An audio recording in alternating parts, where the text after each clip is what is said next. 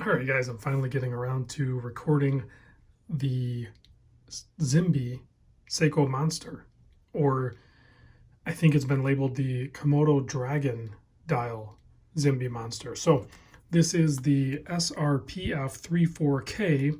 I have number 1158 of only 1500. I feel like for Seiko, 1500 watches is actually a limited edition. Whereas, you get some other brands and they really have to get down to that 500 number for it to be a true limited edition. But when you're talking big brands such as like Seiko or G-Shock or something like that, when they do a limited run of 1500, that's not a lot of watches. So typically with the Zimbe line, they are legitimately, a small production number in that sense.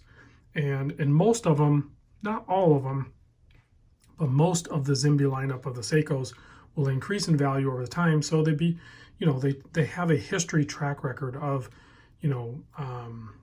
increasing in value. So they're kind of a safe buy if you're a collector or if you're a serial flipper or whatever your case is. You're kind of protected by the sense that it is a true limited edition and it is a desirable one. Typically, for example, some of the ones that really come to mind are the Shogun models. There's two of them. There's a blue one and a red one.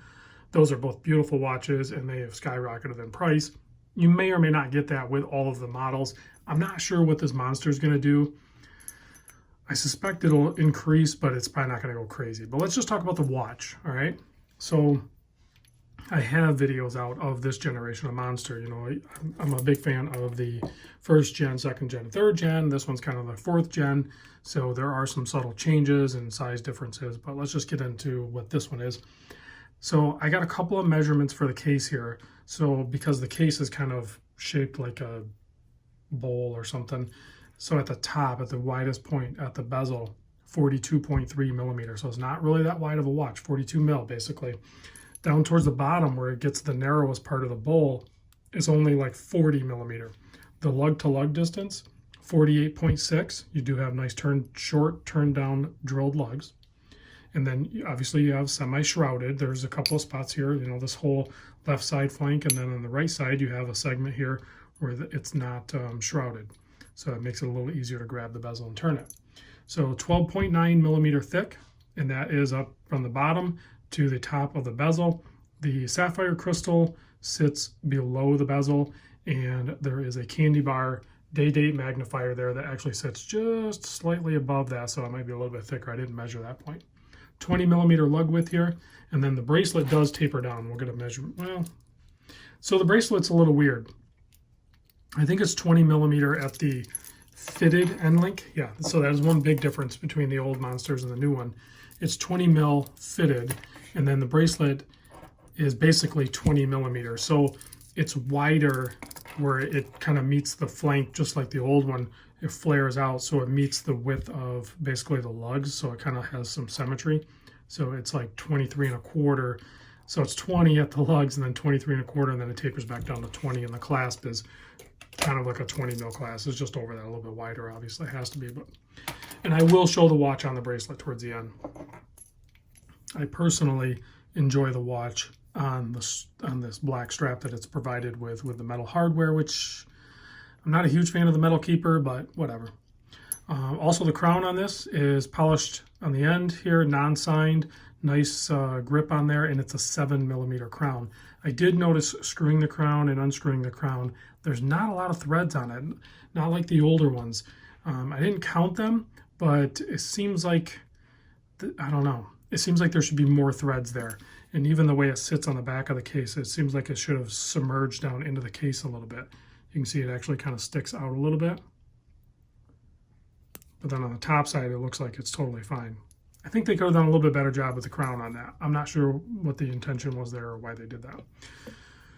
This one's obviously a gold colored case. I believe it's like a IP coating on the metal on this to give that gold tone. There are some polished, but it's mostly brushed. You can see where the scallops are removed, that's polished, and then the end of the crown there. Other than that, it's pretty much brushed. Here's a look at the case back. If we zoom in, we can take a closer look.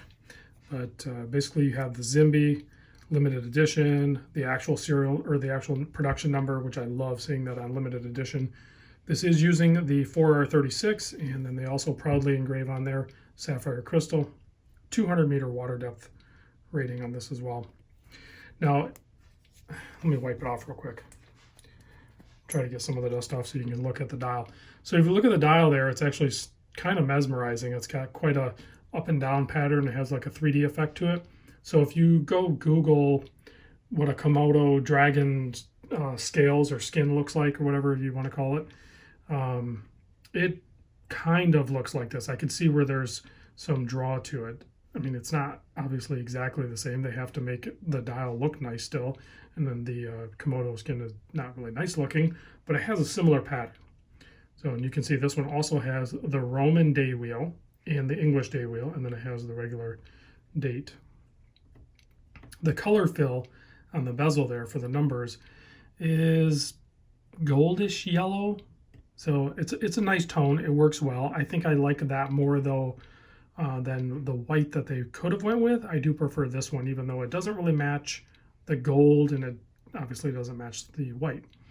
So you have gold framed indices there, plenty of real estate for lume, and then you have that newer handset that are on the monsters, fully brushed. You can see the deep brushing on that, especially when they do the IP coating, and a nice arrow hour handset, very bold, easy to read, very easy to read and tell the time on this.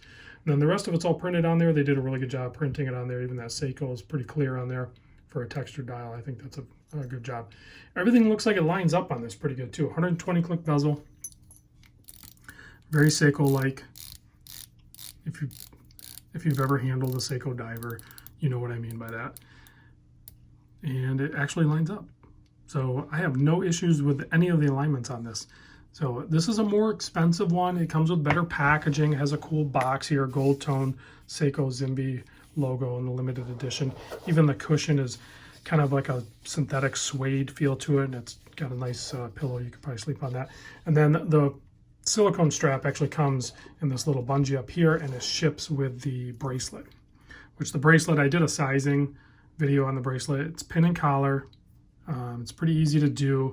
It was a little confusing, I think, to some people because the collar is actually in this segment of the end link instead of like in the center. So, but that's the way the old monsters were as well. And then standard affair here, fold over clasp, double pushers, 4 micro adjusts, all stamped out. Does have the dive extension. I like the bracelet. I find I don't really care for it on this one. I think and I'll do, like I said, I'll swap it over, but I think I would have been happier if they would have done the bracelet more IP coated and then maybe a stainless relief down the center. I mean, there's no stainless steel on this watch other than the case back. So I think it would have been a nice bold move to just do a fully IP gold coated bracelet on it. I think I just don't like the contrast of the gold to the stainless on just the bracelet when it doesn't exist on the watch. I don't know, maybe it's just me. So let me pop this on wrist real quick, and then I will switch it over on the bracelet and give you a wrist shot of that, and then we'll close out with a lume shot. Also, I gotta say, mad props to, I don't even know how to give you a link to him or anything. I'll try to figure it out, but basically he's on Facebook. He has a Facebook account, and I contacted him through Facebook Messenger, but here it is on my 7 1/4 inch wrist. But his username on Facebook and Facebook Messenger, and probably even in forums, is just Seiko Limited Edition. That's what he goes by as a username. He had pretty much sold out of these, and I was a little late to the game, but I reached out to him. He knew who I was because of the channel, and basically said, hey, this is how much I want. Shoot me the money, and I'll go get you one. And I'm like, are you sure you can go get another one? Because like he'd already allocated a certain amount of them, and he'd already sold out. But when I reached out to him, he's like, yeah, I'll get you one. So he's got some good contacts or good sources or something, because he hooked me up with it and he had really fast shipping. So mad props. I appreciate that. And here it is on the bracelet. As you can see, I mean, it looks great. Don't get me wrong. I think it looks great. Maybe I'll warm up to it, or maybe I'll see if I can find a gold tone bracelet that works better for it. But in the meantime, I have been enjoying it on the strap, and Seiko does a really good job with their straps. They actually put a metal collar in there to help with the rigidity and longevity of it. So that works really good as well. But here it is on bracelet. Let me pop it on wrist for you so you can get a look at that as well. So there it is on bracelet. Catches the light nice, but I mean, you can kind of see what I mean there. the transition from the gold case to the stainless bracelet, even though you have the gold center links, I don't know, it just seems a little off to me. I mean, it feels great on wrist, so I don't know if they'll ever put out a full gold one with a gold bracelet, because I like the monster bracelets. I know some people don't like them. I actually really enjoy them, and I like the fact that this has the fitted links on there, even though it does have a reveal right there. I think it's nice versus the, let me pop this off wrist, versus the older style one where it just had the straight, which also looked fine, but you still have the reveal. This one just looks a little more finished, a little more refined, I think. So when it follows that typical line. So very similar, nicely done watches. So originally when I picked this one up, I was thinking I was just going to grab it and flip it because, I don't know, I'm a flipper, right? But I'm kind of warming up to it pretty good. And I'm kind of just waiting because eventually Seiko will do this 4th gen monster. They're doing more models. There's actually 2 more limited edition ones in the Asia market and somewhere else. I'm not sure. There's one like a cream dial, but it still has the black bezel. And then there's another one that is a yellow dial, but it has the black chapter, has the black bezel, and has a black case. So I'd like to see those colors, fun colors or whatever you want to do. Obviously orange, but I want to see it in this configuration. I want to see the stainless case with the stainless bezel and a stainless bracelet. Just give us that. Give us that watch in this new generation, and I'll be the first one in line. You know, I'm ready to go. So let's kill the lights, check the lume on this, and let me know if you guys have any questions, because I'll keep this one around for a little bit. There you go. You can see the lume even next to my original one. I didn't charge either of these, so they just got whatever light was from my studio lights. I think my 3rd gen is actually, or excuse me, 2nd gen is actually, my srp34 is actually slightly brighter than this new Zimbe.